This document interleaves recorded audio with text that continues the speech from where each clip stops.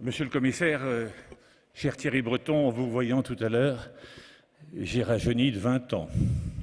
Il y a 20 ans, en effet, en 2003, j'ai eu l'honneur de travailler à vos côtés sur un rapport sur la cyber, le premier rapport, je crois, officiel. Et à vos côtés, j'ai compris qu'on ne pourrait pas s'en sortir sans un partenariat public-privé. Et c'est pour ça qu'arrivé à Lille, eh bien, j'ai fondé le FIC. Un commissaire qui m'inspire, un autre, Jacques Barrot, le père de Jean-Noël Barrot, qui m'aide dans les premières éditions. C'est dire si l'Europe est bien ancrée ici, au FIC. Et vous êtes ici, chez vous, monsieur le commissaire. Vous me permettrez aussi d'associer Xavier Bertrand, et qui est au premier rang aussi. Et je voudrais lui dire combien nous sommes sensibles au soutien de la région, mais vous savez combien le FIC est un élément aussi porteur pour la stratégie de cybersécurité qui est développée au sein de la région. J'ai trop parlé. Monsieur le commissaire, cher Thierry Breton, je vous cède la parole. L'auditoire attend votre discours, car l'Europe est importante pour nous.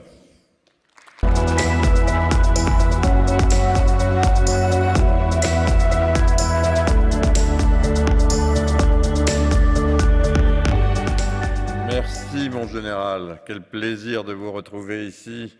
Vous n'avez pas changé, le même, un jeune homme. Merci à tous d'abord m'accueillir, mesdames et messieurs, monsieur le président de la région, mon cher Xavier. D'abord, je voudrais vous dire que je suis vraiment, pour toutes les raisons qu'ont rappelé brièvement le général, mais aussi parce que le sujet dont nous allons parler est un sujet qui m'est cher et depuis longtemps, et qui devient évidemment un sujet, vous le savez toutes et tous, absolument majeur. Je suis très heureux d'être ici ce soir parmi vous, donc à l'occasion de l'ouverture, donc même si j'ai compris que le salon avait démarré déjà depuis ce matin, donc de vos travaux pour ces 3 prochains jours. Vous le rappeliez implicitement, première édition, je crois, en 2007. Il y avait à peu près à l'époque, on vient de me le dire à l'instant, en gros 500 personnes qui étaient venues pour finalement flairer un peu ce qui se passait, peut-être sans trop y croire. C'était à Marc-en-Barreuil. Et puis aujourd'hui, vous le dites, entre 15 000 et 16 000 personnes qui sont attendues cette année. Ça montre évidemment d'abord le succès, le dynamisme, votre dynamisme, tous ceux qui vous accompagnent. Et puis évidemment, l'importance, on le sait, de la cybersécurité, de la cyber, dans toutes les dimensions maintenant de notre activité économique, humaine, sociale et évidemment géopolitique ou géostratégique, mais évidemment également économique. Alors je souhaiterais, si vous le permettez, concentrer mes propos ce soir avec vous sur évidemment la dimension européenne du cyber, parce qu'évidemment, le cyber, ça ne connaît pas de frontières. Et au fond, si on parle de cyber dans un État membre, on ne peut qu'en parler, évidemment, au niveau européen désormais. On est tous interconnectés, on le sait. C'est du reste la force de notre marché unique et désormais notre marché numérique que j'ai contribué à façonner depuis que je suis commissaire, avec maintenant une organisation, des règlements très structurants, le DSA, le DMA, le Data Act, qui font que pour la première fois, on a enfin un marché unique de la donnée, avec des mêmes règles pour tous ceux qui y opèrent, mais aussi pour tous ceux qui veulent venir offrir leurs services, avec désormais nos règles, qui sont les mêmes partout. Vous savez, parce que c'est votre métier, je l'ai dit aussi très fortement depuis les premiers jours où j'exerce mes fonctions de commissaire, au marché intérieur, au numérique, à l'espace, à la défense, etc. La vraie mutation, la vraie révolution, au fond, qui est devant nous, c'est la révolution des données industrielles. On a eu la vague des données personnelles, ça conduit à l'avènement de grandes entreprises, des hyperscalers, les très larges plateformes, mais c'est rien par rapport à la vague des données industrielles qui est devant nous, qui va générer un nombre beaucoup plus important de données et qui vont évidemment être à la base des évolutions qui sont devant nous, les métiers nouveaux, les services nouveaux et cette nouvelle économie. Dans cette évolution, l'interconnexion est évidemment clé et on le sait, pour nous qui travaillons dans la cyber depuis longtemps, nous sommes aussi forts que le plus faible maillon de la chaîne. Et ça, c'est vraiment un sujet qui est absolument essentiel. Et c'est dans ce domaine que la question de notre résilience cyber ne peut donc devenir qu'un sujet éminemment européen. Alors évidemment, les considérations nationales sont essentielles, elles sont légitimes. Elles guident peut-être, si je peux me permettre, un peu trop encore parfois nos politiques cyber. Et je pense vraiment qu'il est absolument indispensable de les coordonner, de les impliquer dans une dimension, dans un niveau européen. Et vous pouvez compter sur moi pour le faire avec détermination et sans relâche. Parce que la menace cyber, c'est vraiment maintenant une réalité clairement européenne. L'Europe, notre Europe à 27, en tant qu'acteur politique, en tant qu'acteur économique, mais aussi en tant qu'acteur désormais et de plus en plus de sécurité globale, devient, on le sait, une cible croissante pour les attaques cyber. Alors évidemment de toute nature, vous allez en débattre évidemment abondamment pendant les 3 jours qui viennent, économiques, politiques, commerciales, militaires, attaques aux personnes, attaques aussi sur notre démocratie. On le sait, tout ça devient maintenant une réalité et au fond, avec un but, déstabiliser, pour ceux qui sont derrière ces attaques, nos systèmes, avec des raisons diverses que vous connaissez bien. Alors jusqu'à présent, je crois qu'on peut le dire, en tout cas moi c'est comme ça que je l'ai vécu, l'Europe était encore trop dispersée, technologiquement, opérationnellement évidemment, mais aussi politiquement pour faire face à toutes ces menaces. Et c'est vraiment ce que je m'efforce de changer à la force du poignet, j'allais dire, mais on y arrive. Depuis maintenant plus de 3 ans que j'exerce mes fonctions de commissaire, et dans le but évidemment d'augmenter notre autonomie, notre souveraineté, notre résilience, et notamment la résilience de notre marché intérieur numérique. J'aime aussi bien rappeler souvent que notre marché intérieur numérique, qui est maintenant vraiment une réalité, vous vous souvenez auparavant, ceux qui venaient s'installer en Europe pour bénéficier du marché numérique allaient s'installer dans certains pays où les réglementations étaient peut-être plus souples qu'ailleurs. C'est maintenant impossible, c'est les mêmes réglementations partout. Donc ce n'est pas la peine d'aller en Irlande, pour ne citer qu'un pays, vous aurez exactement les mêmes réglementations partout désormais. Ce marché numérique, comme je l'ai dit, il est une réalité. Mais c'est aussi le plus grand marché numérique du monde libre. On est 1,5 fois plus grand que les États-Unis, parce qu'un marché numérique, c'est constitué en particulier, notamment, si on parle des données personnelles, des fameuses eyeballs de nos yeux. On est 445 millions de concitoyens européens, 330 millions aux États-Unis. On est le premier marché numérique du monde libre, du monde démocratique, on peut dire. Et ça nous donne évidemment des responsabilités, bien que nous avons décidé d'assumer en tant qu'Européens. Alors il faut le dire, même si notre travail a commencé évidemment dans ce contexte bien avant la guerre terrible qu'a voulu lancer Vladimir Poutine en Ukraine, on peut dire que cette guerre, elle a quand même créé, moi je l'ai vu en particulier, une accélération de la prise de conscience qui nous animait, nous tous ici, depuis un certain temps, sur l'importance de la cyber. Et aujourd'hui, c'est devenu vraiment un sujet qui est un sujet dont on parle, et j'en parle notamment en participant à l'ensemble des réunions des ministres de la Défense. Je suis aussi commissaire donc à la Défense et aux industries de défense. Et donc, à ce titre, j'assiste à toutes les réunions des ministres de la Défense avec mon collègue Josep Borrell, le haut représentant. Et on en parle très systématiquement, du reste, à nos réunions de ministres de la Défense. À tel point que désormais, la cyber est reconnu dans notre nouvelle doctrine de défense, un peu notre livre blanc, ce qu'on appelle la boussole stratégique, comme l'un des nouveaux espaces contestés. Vous savez que l'espace contesté, c'est évidemment le domaine maritime, c'est l'espace en tant que tel, et c'est désormais également l'espace cyber. Et comme tous nos espaces contestés, au niveau européen, eh bien, il nous appartient de le protéger en commun. Et je dois dire que c'est un changement de paradigme absolument majeur que je voulais partager avec vous, parce qu'encore une fois, il fait partie maintenant de notre doctrine de défense, et c'est ce dont je vais vous parler évidemment. Pour mieux protéger et pour mieux gérer la menace cyber, on a évidemment besoin évidemment de technologies de pointe, le salon va les présenter, d'infrastructures et d'infrastructures sécurisées communes, mais aussi, et j'insiste là-dessus, d'une coopération opérationnelle, d'une structure de gouvernance accrue, et puis aussi de sanctions et de sanctions effectives. Je vais y revenir. Et c'est dans ce contexte que l'ambition que je porte sur cette question au niveau européen s'organise d'abord autour de la mise en place, enfin, ce qu'on appelle dans notre jargon, d'un bouclier cyber européen, et je vais vous dire comment j'entends le mettre en place.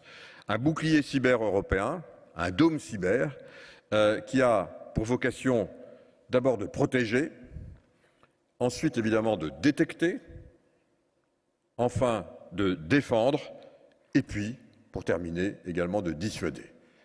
Protéger, détecter, défendre, dissuader. Voilà les 4 points que je voudrais détailler maintenant avec vous. Protéger d'abord, évidemment, en remontant le niveau de résilience et de sécurité au sein de notre marché intérieur et grâce à une approche technologique et réglementaire ambitieuse. Les deux vont de pair. Et en matière de sécurité et de cybersécurité, les deux vont de pair. On pense peut-être trop souvent en France à la technologie, et c'est bien, mais il faut aussi un aspect réglementaire et un cadre réglementaire.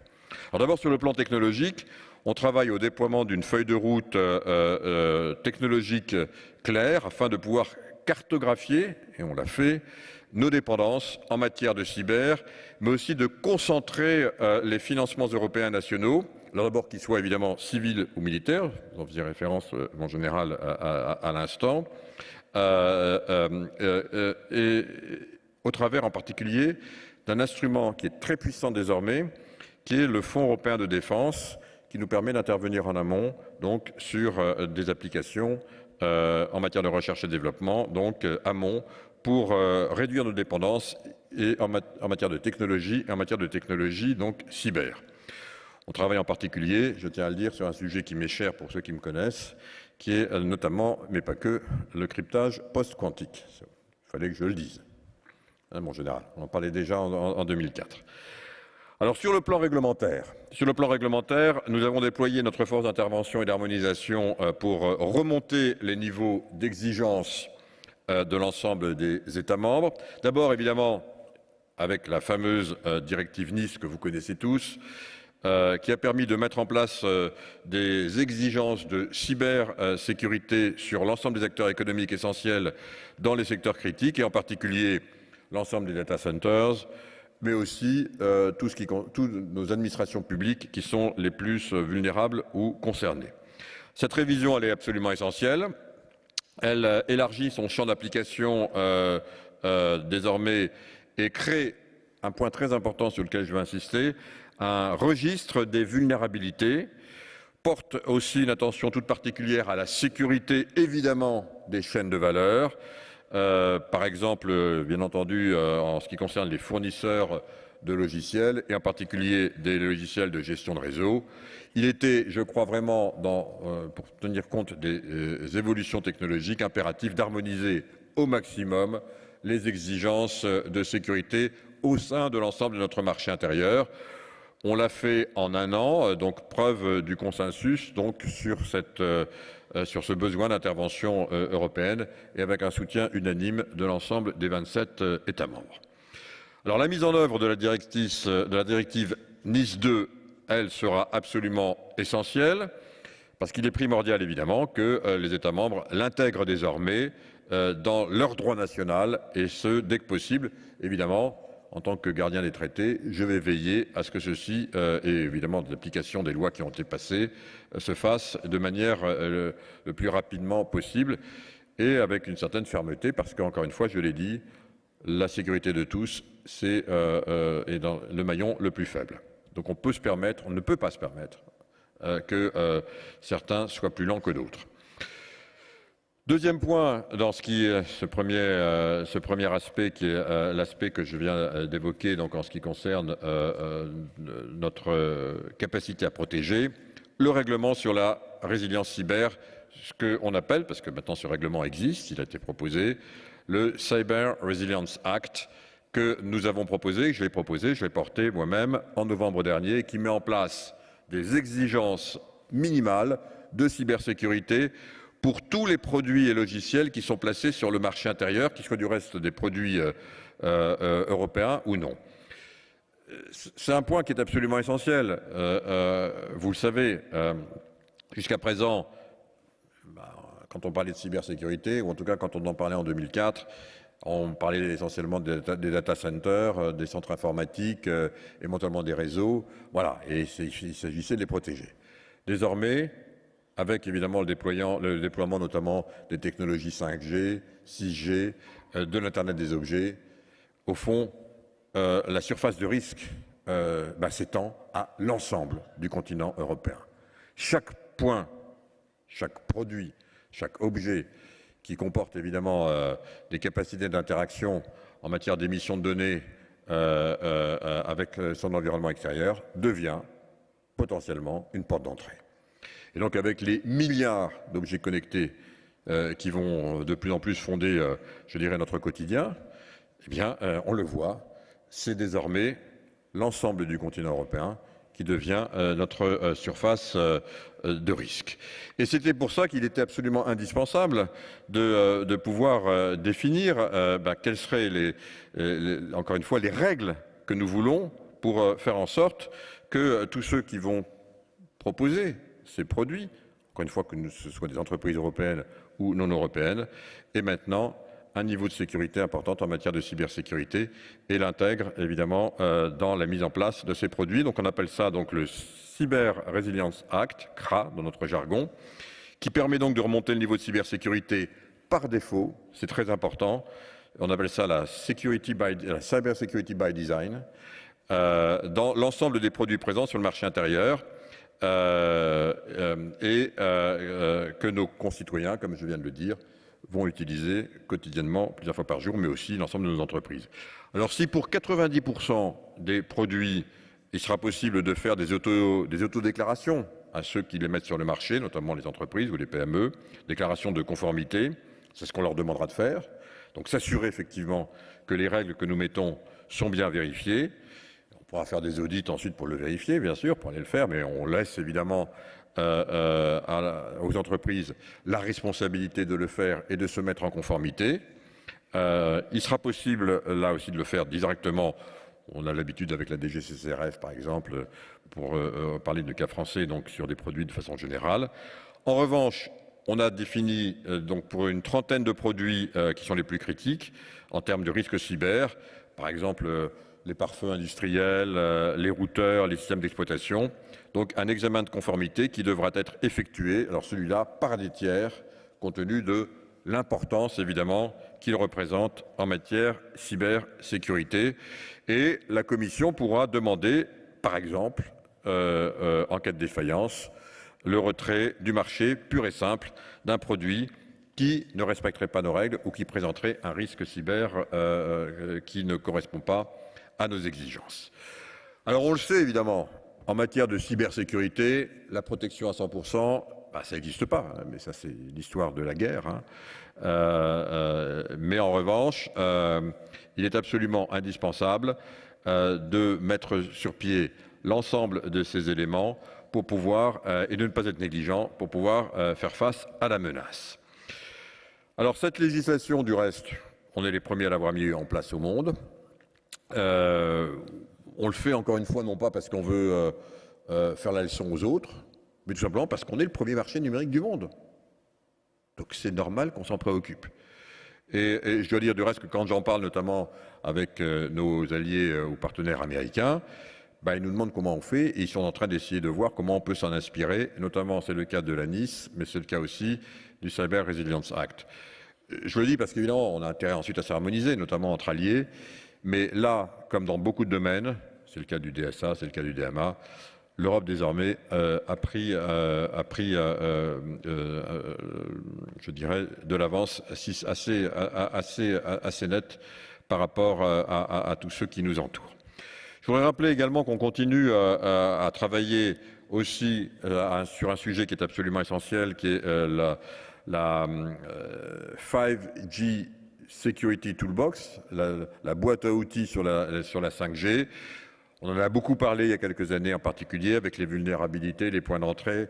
On sait qu'un certain nombre de fournisseurs que nous avons qualifiés de fournisseurs à haut risque, avec des critères très particuliers, pouvaient offrir des portes d'entrée qui n'étaient pas tolérables, ce que j'estimais en tout cas au niveau européen. 23 États membres ont fait passer des lois pour mettre en place maintenant cette toolbox, donc 5G.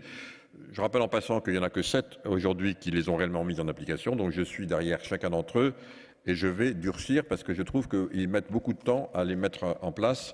Je ne citerai pas la liste de ceux qui ne sont pas des bons élèves, mais je les ai, pardon de le dire un peu avec cette expression, un peu dans le collimateur, donc on va veiller à ce qu'ils accélèrent parce qu'il y va tout simplement de la sécurité de l'ensemble de nos infrastructures sur le continent. Et on sait que pour certains qui fournissent ces produits dont nous estimons qu'ils sont à haut risque, ils n'ont pas toujours que des bonnes intentions à notre égard. Un petit mot sur le cloud, qui est évidemment essentiel et qui est en ligne, évidemment, je crois, également avec le thème de votre conférence cette année. Il est absolument essentiel que pour une cybersécurité efficace, on ait également des systèmes de gestion de données qui soient bien sûr innovants, il faut toujours aller dans l'innovation, mais de plus en plus sécurisés. Et comme je l'ai dit tout à l'heure, on est en train vraiment de construire maintenant un véritable marché de la donnée, et notamment le Data Act que je suis en train de porter, le trilogue est en train de se terminer, donc il va rentrer en application extrêmement rapidement, est la brique finale de l'architecture dont j'ai parlé tout à l'heure.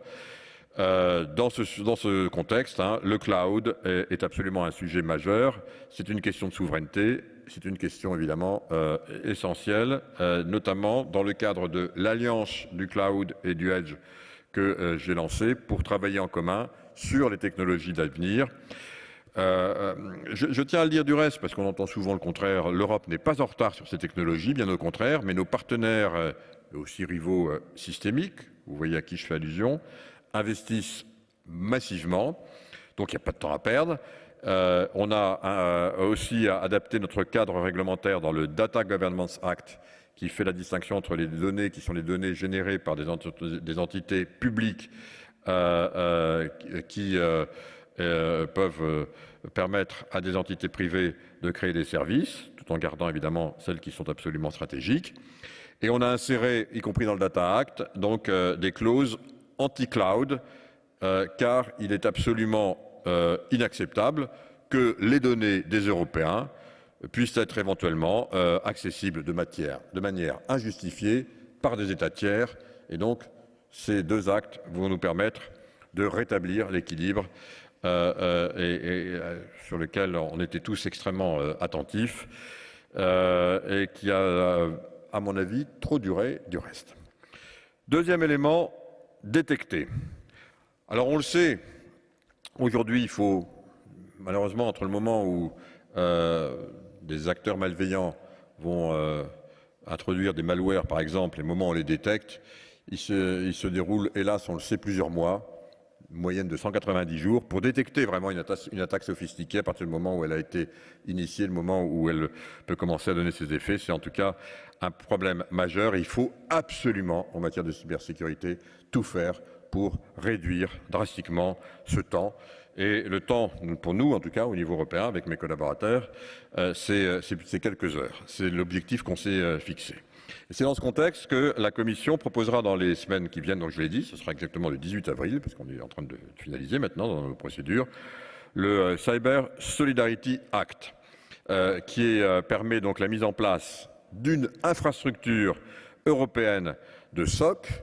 Les SOC, c'est Security Operational Centers, donc c'est des centres opérationnels de sécurité cyber, vous les connaissez bien, mais qui sont maintenant déployés, qui vont être déployés, je vais en dire un mot dans un instant, au niveau européen, pour bâtir précisément ce dôme cyber de sécurité, monitorer en permanence tout ce qui se passe sur l'ensemble de nos réseaux.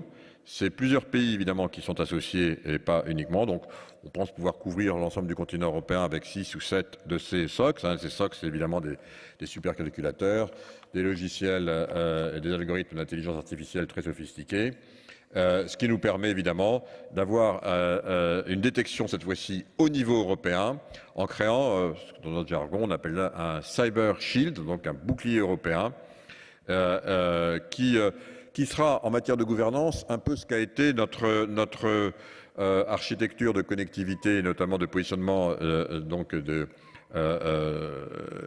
qui est constituée de notre constellation de satellites Galileo.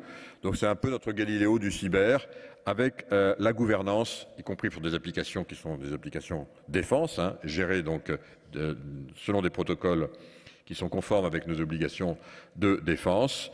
C'est vraiment ce modèle et on sait le faire fonctionner. On sait le faire fonctionner avec les États membres, chacun évidemment avec ses contraintes. C'est un véritable atout et plus de l'Union européenne qu'on va donc déployer désormais dans l'espace cyber. Je voulais vous indiquer du reste qu'on a déjà commencé à travailler sur des prototypes sur cette architecture avec un projet pilote qui est en cours maintenant de déploiement. 17 pays en font partie pour l'instant, d'autres seront appelés à rejoindre ce projet. On a mis en place on est en train de mettre en place 3 grands SOC qui vont se déployer progressivement dans le courant de l'année, avant même du reste que l'acte soit négocié, pour bien avoir l'architecture, apprendre évidemment du travail en commun et du déploiement technologique. Mais au-delà des SOC, on doit aussi renforcer la sécurité, mais aussi la résilience de nos infrastructures critiques. On parle tous les jours, les aéroports par exemple, évidemment l'ensemble de nos centrales qui produisent de l'énergie, et pas que nucléaire, bien sûr nucléaire, mais pas que, les gazoducs, bien entendu nos réseaux d'électricité, tous les câbles qui sont maintenant indispensables pour pouvoir fournir l'architecture de base, notamment de nos déploiements énergétiques, mais aussi informationnels. Enfin, toutes ces architectures et infrastructures critiques aujourd'hui doivent être sécurisées. C'est dans ce contexte qu'on met en place en parallèle un partenariat avec l'ensemble des États membres pour pouvoir évaluer avec chacun d'entre eux des scénarios d'attaque, mais aussi des tests de pénétration. On le fait actuellement, on est en train de les dérouler de façon systématique. Bien sûr, la guerre en Ukraine a accéléré l'ensemble de nos préventions, vous vous en doutez, et ce de façon à pouvoir détecter évidemment la moindre vulnérabilité. On en trouve évidemment tous les jours, c'est la vie, mais aussi de les corriger. On mène également en particulier une analyse des réseaux d'énergie, je l'ai dit, et puis aussi dans tout ce qui concerne l'espace. Les réseaux, c'est aussi l'espace. Et c'est en quelque sorte le bras préventif de notre résilience cyber. Le troisième point, c'est évidemment défendre. L'Europe doit mieux s'équiper pour pouvoir faire face à une attaque majeure.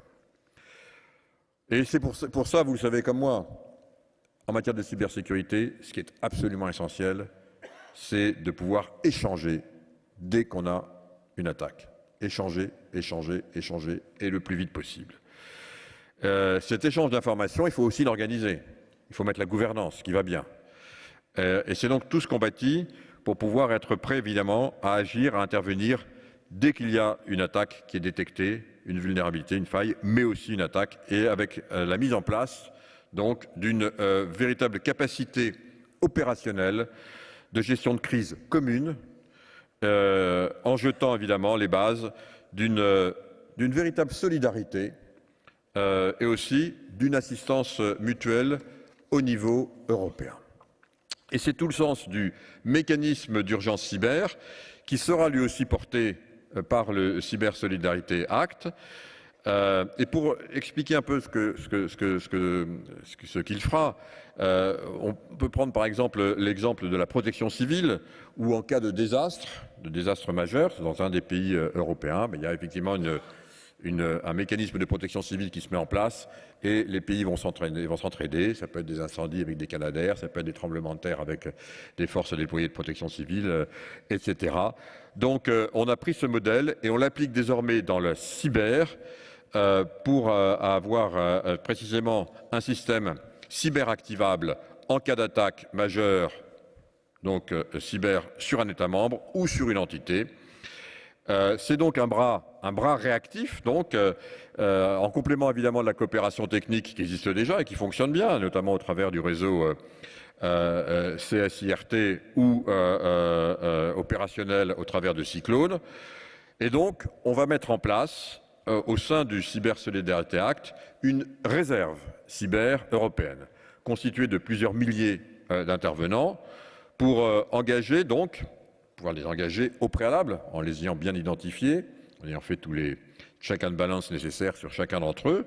Donc ces prestataires, qui sont des prestataires de services publics ou privés, qui sont certifiés et de confiance, donc et sur la base du volontariat, pour pouvoir soutenir donc tout effort de défense et de mobilisation face à une attaque, en tirant par exemple, on a tiré les leçons de ce qui se passait en Ukraine, où on a été sollicité, notamment en cas de dommage, pour pouvoir intervenir et envoyer des équipes spécialisées pour pouvoir corriger, identifier ce qui pouvait se passer, vous le savez. Donc cette réserve, elle sera prête à intervenir à la demande de tout État membre. Évidemment, elle demande une solidarité face à une attaque. C'est un élément extrêmement important. On a beaucoup réfléchi à la façon de pouvoir intervenir, se créer un peu cette armée cyber.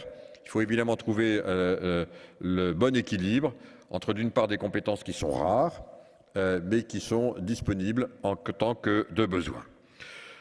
Nous avons également présenté en novembre dernier, donc je le disais tout à l'heure, une nouvelle doctrine en matière de cyberdéfense. Et ceci avec mon collègue, le haut représentant donc Josep Borrell, avec lequel donc on gère tous les deux au niveau européen donc les aspects de défense, et dans lequel nous appelons à mieux organiser la coopération des acteurs de cyber de défense au niveau européen. Alors évidemment, là, il y a beaucoup à faire et on propose de nous inspirer de ce qui est déjà en place dans le domaine de la cybersécurité, avec une approche qui sera clairement identifiée sur les domaines qui concernent plus spécifiquement la cyberdéfense. Et c'est le dernier point que je veux évoquer avec vous. Donc, lorsque je parle de dissuader. Parce qu'évidemment, pour devenir un acteur global et crédible au niveau continental de la cyber, du cyber ou de la cybersécurité, voire de la cyberdéfense, l'Europe doit pouvoir se doter d'une véritable doctrine d'engagement aussi en matière de cyberattaque et de cyberdéfense. C'est absolument indispensable. Ceux qui nous attaquent ne s'en privent pas. Il faut être capable, évidemment, là aussi, de pouvoir réagir. Alors l'ensemble des actions précédentes, je les rappelle, résilience de notre marché intérieur, de nos infrastructures critiques, système de détection en commun, cyber-réserve comme vecteur de solidarité européenne, doivent nous permettre d'accroître évidemment notre posture de dissuasion européenne en matière de cyber. Il n'y a pas de cyberdéfense, il n'y a pas de capacité de dissuasion. Et je le dis sans détour, cette posture doit s'accompagner donc d'une politique de sanctions active et directe. Dans ce domaine, l'Union s'est dotée, d'ores et déjà, d'une diplomatie cyber qui permet d'établir des sanctions très fortes, on l'a déjà utilisé, et en particulier, évidemment, lorsqu'on a bien qualifié l'attribution. La notion d'attribution en matière de cybersécurité est un sujet absolument essentiel. Vous le savez, on a renforcé précisément d'abord nos capacités d'attribution, mais aussi la façon dont on traite et dont on gère l'attribution. Et là, c'est là où la diplomatie intervient. Vous le savez, je ne rentrerai pas dans le détail. Mais évidemment, Et c'est le dernier point. Toute dissuasion, pour être crédible, doit pouvoir être accompagnée d'une véritable stratégie sur les capacités de réponse active, pour le dire plus clairement offensive, qui, elle, reste évidemment à la main des États membres. C'est un sujet de défense. Mais pour les aider à le faire, nous avons mobilisé des moyens très importants, notamment dans le Fonds européen de défense, pour intervenir en amont et les aider à financer les technologies clés, y compris qui permettent d'agir dans ce domaine. Voilà donc ce que je voulais vous dire en quelques mots. Je voudrais dire que la conclusion, et en conclusion, face à la menace grandissante, c'est notre quotidien, pressante, vous voyez que l'Europe s'organise. L'Europe n'est pas restée mobile, d'abord technologiquement, réglementairement, en matière d'infrastructures communes et en solidarité pour sa capacité de défense et de dissuasion.